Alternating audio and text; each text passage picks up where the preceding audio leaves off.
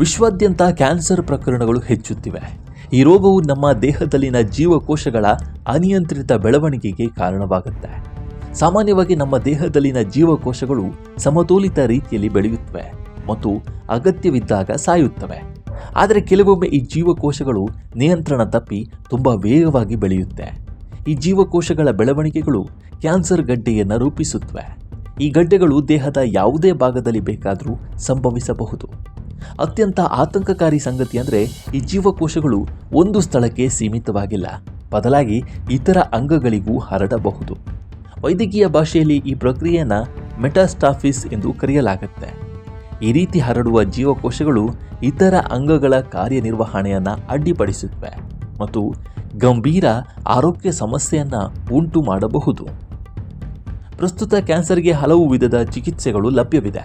ಈ ಚಿಕಿತ್ಸೆಗಳಲ್ಲಿ ಕೀಮೋಥೆರಪಿ, ವಿಕಿರಣ ಚಿಕಿತ್ಸೆ ಮತ್ತು ಶಸ್ತ್ರಚಿಕಿತ್ಸೆ ಸಹ ಸೇರಿವೆ. ಆದರೆ ಕೆಲವು ರೋಗಿಗಳು ಈ ಚಿಕಿತ್ಸೆಗಳಿಗೆ ಒಳಗಾದ ನಂತರ ಕೆಲ ಅಡ್ಡ ಪರಿಣಾಮಗಳನ್ನು ಎದುರಿಸುತ್ತಾರೆ.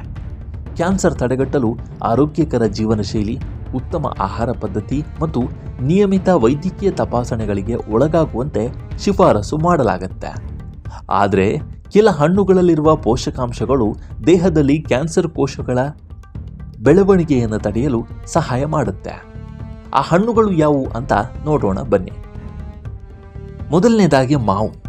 ಯಕೃತ್ತು, ಅನ್ನನಾಳ ಮತ್ತು ಹೊಟ್ಟೆಯ ಕ್ಯಾನ್ಸರ್ ಇರುವವರಿಗೆ ಮಾವಿನ ಹಣ್ಣು ತುಂಬ ಪ್ರಯೋಜನಕಾರಿಯಾಗಿದೆ. ಎಲ್ಲ ರೀತಿಯ ಕ್ಯಾನ್ಸರ್ ರೋಗಿಗಳು ಪ್ರತಿದಿನ 2 ಅಥವಾ 3 ಮಾವಿನ ಹಣ್ಣನ್ನು ತಿನ್ನಬಹುದು. ಅಲ್ಲದೆ ಮಾವಿನ ಹಣ್ಣು ಸಾಮಾನ್ಯರಿಗೂ ಸಹ ತುಂಬ ಪ್ರಯೋಜನಕಾರಿಯಾಗಿದೆ. ಸ್ಟ್ರಾಬೆರಿಗಳು. ರೋಗ ನಿಯಂತ್ರಣ ಮತ್ತು ತಡೆಗಟ್ಟುವಿಕೆಯ ಕೇಂದ್ರಗಳ ಪ್ರಕಾರ ಸ್ಟ್ರಾಬೆರಿಗಳು ಉತ್ಕರ್ಷಣ ನಿರೋಧಕಗಳಲ್ಲಿ ಸಮೃದ್ಧವಾಗಿವೆ.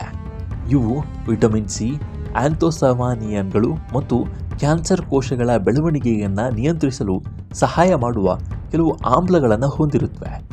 ಕೆಲವು ಅಧ್ಯಯನಗಳು ಸ್ಟ್ರಾಬೆರಿಗಳು ಅನ್ನನಾಳ ಮತ್ತು ಸ್ತನ ಕ್ಯಾನ್ಸರ್ನಿಂದ ರಕ್ಷಿಸಲು ಸಹಾಯ ಮಾಡುತ್ತೆ ಅಂತ ಸಾಬೀತಾಗಿದೆ. ದ್ರಾಕ್ಷಿಗಳು. ಕೆಂಪು ಮತ್ತು ನೇರಳೆ ದ್ರಾಕ್ಷಿಗಳು ರೆಸ್ವೆರಾಟ್ರೋಲ್ ಎಂಬ ಉತ್ಕರ್ಷಣ ನಿರೋಧಕಗಳನ್ನು ಹೊಂದಿರುತ್ತವೆ.